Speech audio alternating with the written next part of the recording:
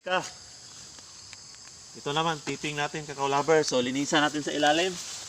Sprout.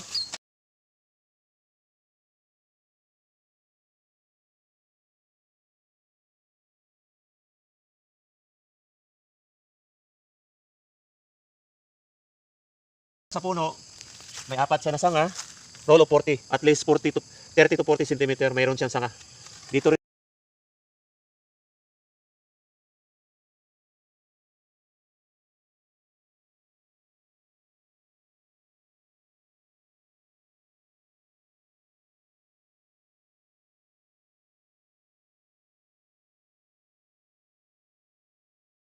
Pantay na po ang kanyang. Ganyan po sa tipping.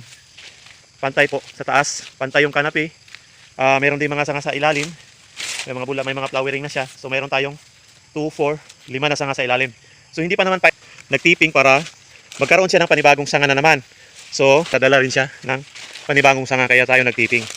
Yun po ang role ng tipping. Para makapag-produce tayo ng panibagong sanga sa another branch, another level naman. So ito yung model natin sa roll of 40.